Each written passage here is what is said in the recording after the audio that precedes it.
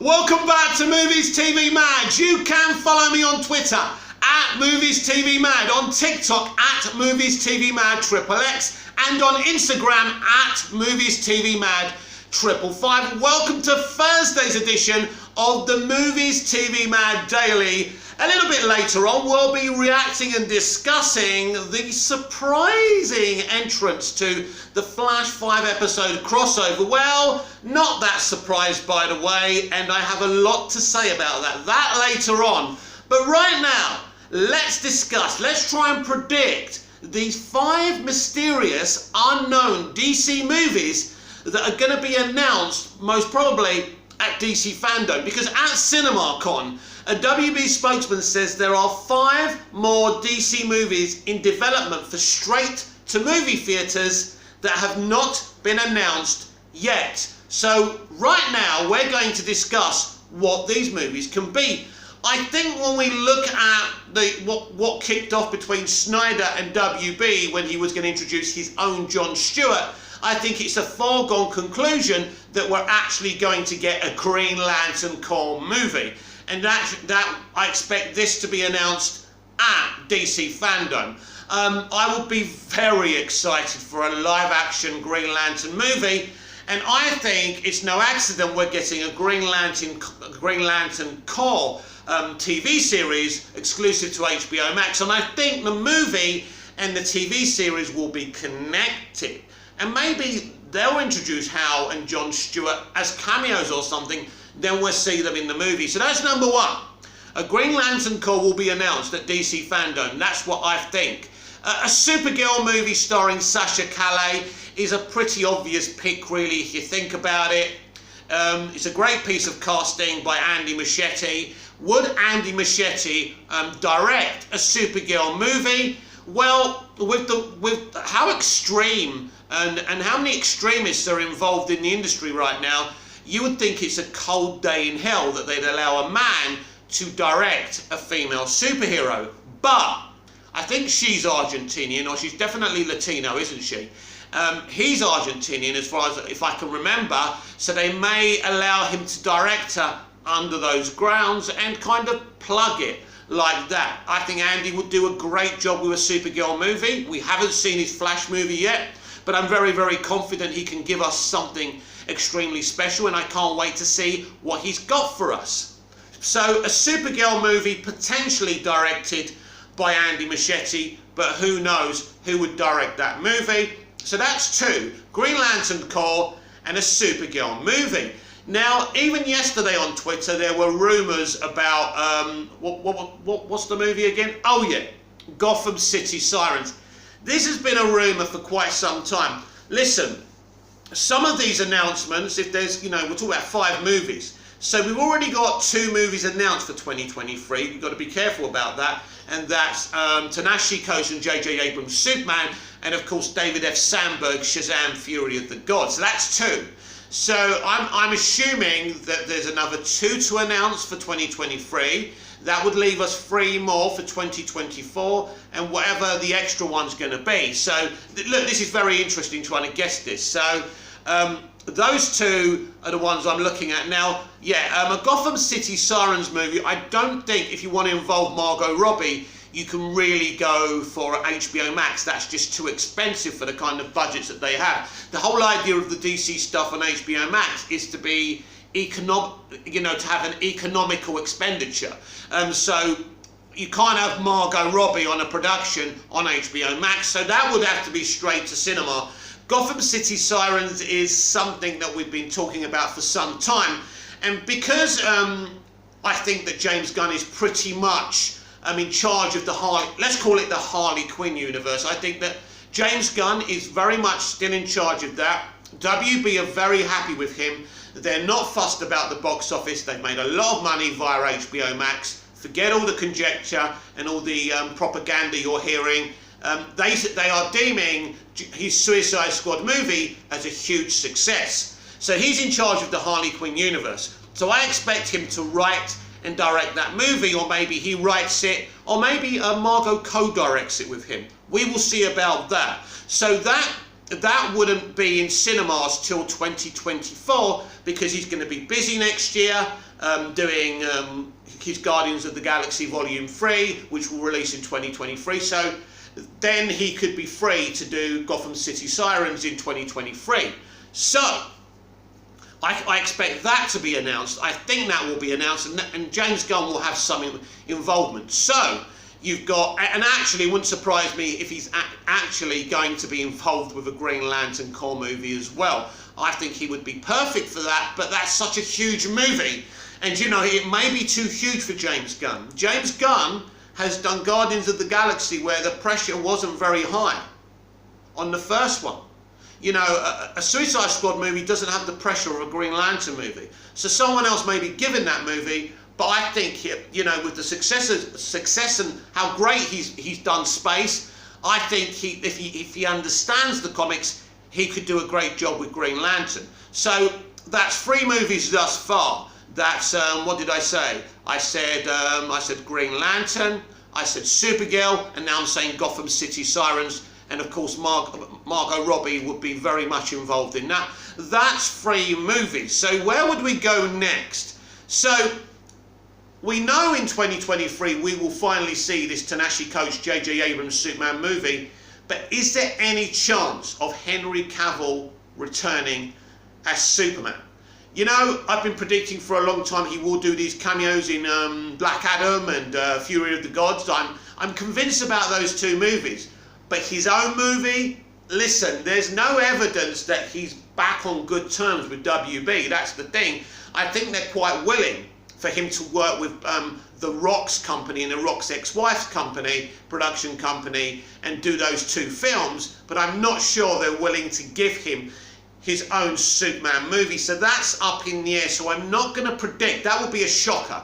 If we turned up at DC Fandom and saw that, that would be a shocker. Now, how about for this for a 4th movie? Although it's unlikely, and it's probably, if we did get it, it would be an HBO Max, maybe a mini-series or something like that, a limited series. Ben Affleck's The Batman. That would be interesting, but now we're going into wishful thinking if you want. Maybe, but I think that's kind of my best of the rest and not a certainty. So I've still got another 2 picks, by the way. I think the DC live action universe is crying out for a live action Oliver Queen movie. Now again, that could be something they take to HBO Max. I don't know, but I think it's something that people would be very, very excited about. Should I have that as my 4th pick or my best of the rest? Let's go best of the rest. So, what else can we do? We have 3 movies. I have 2 picks left. Where can I go with this? I want your comments down below because I'm kind of running on empty. Mick, why didn't you plan out a list before you did this video? Because I don't plan things. I just look at the camera and I start chatting away. That's the beauty of my channel, right? Nothing's preconceived and planned. I'm not trying to trigger you or lure you in like all the others do. So it is very off. Now, actually, I've just thought, of course, what the 4th one is. It's Wonder Woman 3, isn't it? Of course it's Wonder Woman 3. Yeah, so Wonder Woman 3 will probably be announced. This will be the 4th movie. Now, this is a very interesting situation. I think the public consensus of Wonder Woman 84 is a hugely flawed movie and not a very successful one, but on HBO Max it did very well. It's always going to do well. It's Gal, and people liked the first one, so they came in. But people had, you know, I suppose Wonder Woman is on trial now as far as the public are concerned, just like the rest of the DCEU is. And let's see what we can see in Flash and if they can fix this situation we're in. But they will announce a Wonder Woman 3, there's no question about that. And I'm very, very interested if Patty Jenkins will come back. The way she's been talking recently is that she will return. But who knows? So yeah, Wonder Woman 3, definitely starring Gal Gadot. I expect this to be a crossover movie set in modern day, and I do expect to see Superman and Batman. Now, which Superman and Batman we see in this movie, I simply don't know, but we're going to have to wait and see. So, I have one more pick, and this one's an interesting one because I think this is the one we're going to go for. I think we're going to go for a Nightwing movie. I think Nightwing movie will be announced at DC Fandom. I could be wrong, of course. So don't hold me to it and don't start saying, you got it wrong. I get a lot of things wrong and a lot of things right. That is when you have the guts to come onto YouTube and say stuff and predict stuff. This is what happens. So I'm going for a Nightwing movie, which I think we've all been dying for a very long time. And so let's recap.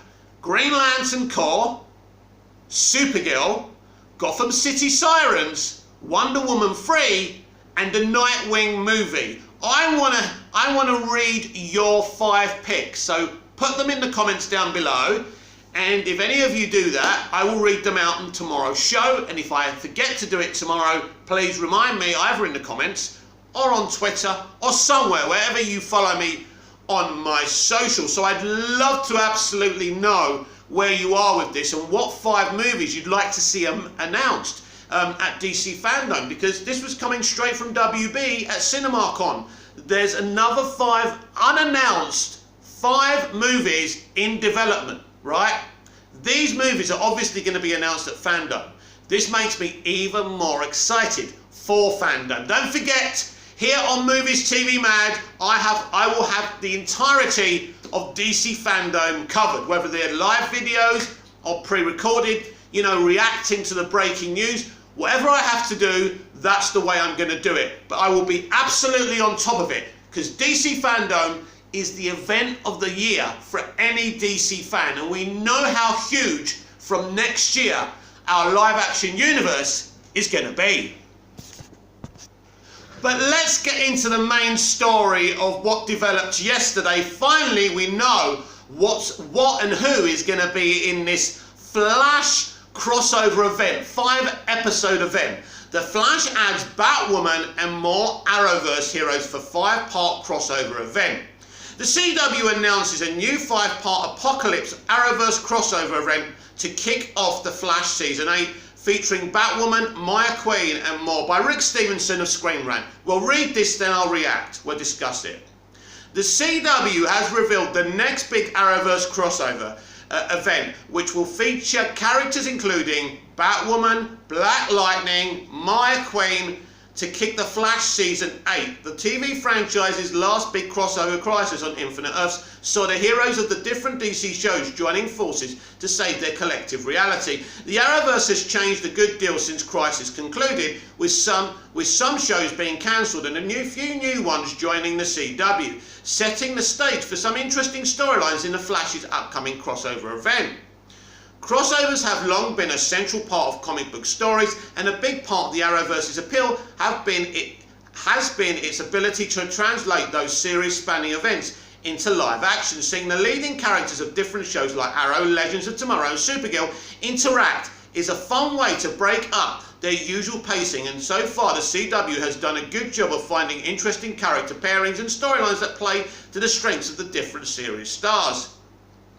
Per EW, the next big Arrowverse crossover, entitled Apocalypse, will kick off the Flash Season 8 with a special 5-part event. The story will focus around a powerful alien threat that arrives on Earth to battle Team Flash. In addition to the show's cast, Apocalypse will feature a number of familiar faces from the rest of the Arrowverse, including Batwoman, Javicia Leslie, Sentinel, Shyla Lee, Atom, Brandon Routh, Black Lightning, Cress Williams, Maya Queen, Kat McNamara, Ryan Choi, Osric Chow, Tom Cavanagh and Neil McDonough. Also slated to return as Eobard Thawne and Damien Dart. The new crossover will start the Flash Season 8 premiere on November the 16th. It should be exciting for fans to see the different corners of the Arrowverse all brought together once again, especially since some of the characters returning haven't appeared since their respective series ended. There will be new pairings, some long-awaited introductions, and surely plenty of tense action as Earth's heroes fight back against the mysterious extraterrestrial threat. Some of the returning characters will need pretty good explanations for how they get back to the Flash's story, leaving big questions hanging for Season 8 to answer. And of course it does pose the question about Shyla Lee's character, what happens to her at the end of Supergirl. Clearly they're not killing her off, right?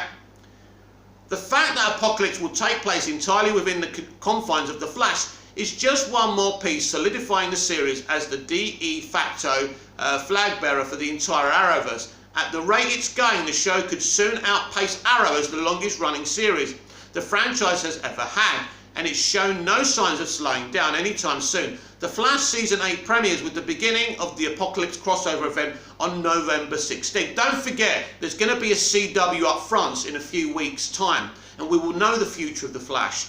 And they will tell us then if this is going to be the final season. So don't listen to this biased journalist. There's a lot of articles coming from Screen Rant right now saying Superman and Lois was great. One flaw was there was no crossovers, there was not enough connections to the outer Arrowverse. That's one of the reasons why it was successful, because WTV are trying to move away from Arrowverse. Arrowverse may not be ending completely, but it's being shrunk down. Anyway, let's look at this. Let's look at this list. Hang on. I want to get the list right. So let's read this again. So, the 5-part event story will focus around a powerful alien threat. Will feature a number of familiar faces from the rest of the Arrowverse, right? Including Batwoman, right? Batwoman is a cheap one to bring in. The show's not doing very well. Javicia Leslie's only been Batwoman for one season. I'll be honest with you, no one's asking for this. Maybe 1 or 2 people, 2% of people, no one's asking for this. That's not exciting. Sentinel, Chyla Lee. Look, I love Chyla. I fell in love with her as Lexi Gray on Grey's Anatomy, but her character has been absolutely fucking wasted on Supergirl, and she's not interesting at all to me. Shoving Chyla Lee's Sentinel character in here is pointless.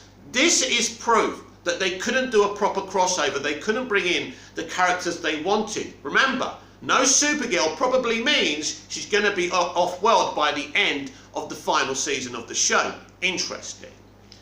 Atom, Brandon Routh. Now this is great. This is great. Brandon Routh's a fucking icon, a legend, a great Superman. I love his Atom. That's exciting. Right. Where are we? Black Lightning, Cress Williams. This is blockbuster. This is great. They're the kind of people I want to see. They'll probably interact together a lot. So that's great. I can't wait to see those two. And that's brilliant, considering Cress's show's being cancelled, which is absolutely outrageous, by the way. So they're two ones that I like.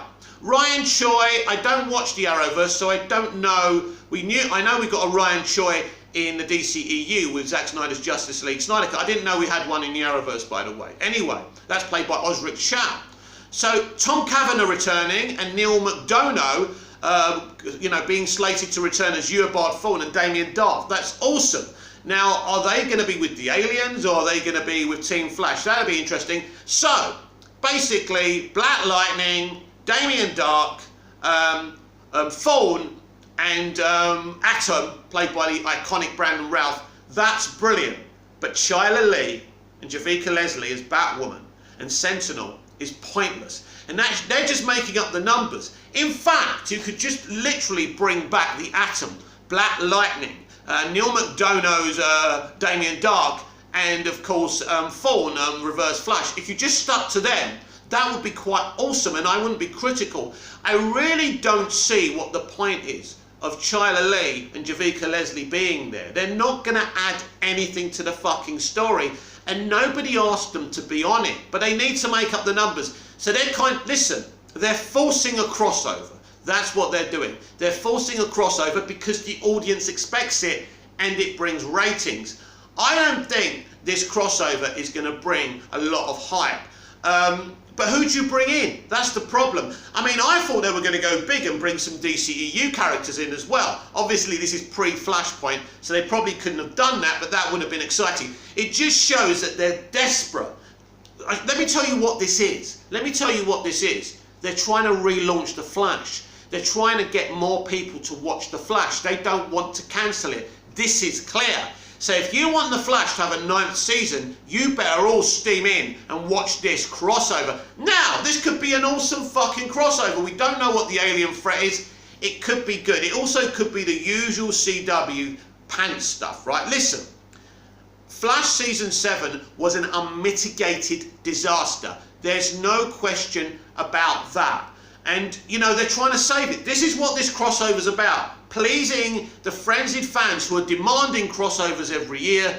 and trying to re-uprise The Flash because it's a dying show. So if they bring ratings in the early season, because people will come in to see this, right? Not the record amounts of Crisis, but people will be invested and interested in this crossover. The problem is, everyone, after those 5 episodes, are people going to stay and keep on watching The Flash? This is the whole thing about it. Now, we all know Pagey, don't we? He's a very biased, he's done very well for himself. He talks about Arrowverse, and I'm going to read out what he had to say. So this is what Pagey had to say. For those complaining about the Flash crossover event due to no Superman, Stargirl or Diggle. Right, now let's cover this before we read everything else he had to say. There is no Stargirl, and there is no Superman, and there is no Diggle. So people will... This is what I'm trying to explain to you. They're trying to sell this as a proper, genuine, epic crossover, but obviously they can't use Superman, they can't use Stargirl, and they can't use Diggle. I don't know. Diggle seems to be... I think Diggle's going to be more involved, and I think the actor, David Ramsey, will be more involved with Superman and Lois in the future. And I think ultimately Diggle will probably be involved with Green Lantern Corps, the HBO Max streaming show, or maybe even a Green Lantern show of his own. That'd be interesting. But anyway, so Diggle's not involved. Now, Stargirl is a very popular show. Its second series is coming very soon if it hasn't started already. I've watched the first few episodes of season 1. I'm very into it. I think it's great. It's clear again, WBTV and Jeff Johns don't want Stargirl involved with Arrowverse. This is what I'm saying. Arrowverse is now a shrinked situation. Is Stargirl actually, apart from being on the CW, I mean, I've only seen the first few episodes, by the way, but is there even any evidence that Stargirl is part of the Arrowverse? I'm sure she is. I'm sure she's part of Earth Prime. But this was an opportunity to cross her over.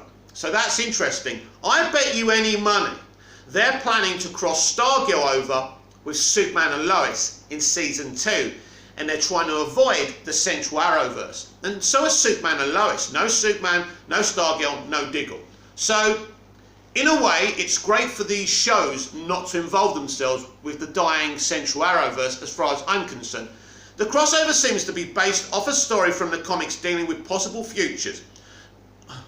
What if? Basically, that's what it is, right? So spoilers and or continuity issues for ongoing characters and shows. Most of the characters appearing are characters that won't feature again. So, okay, Pagey, because you're the great defender of the CW and Arrowverse, if these are people that are never going to feature in the Arrowverse again, what's the point? Why should the other Arrowverse fans be invested in this crossover? Won't feature again or much after, so there is no room to potentially mess with continuity. But that never stopped them in the past, Pagey. You're just making excuses, my friend. Also, filming schedules are a challenge.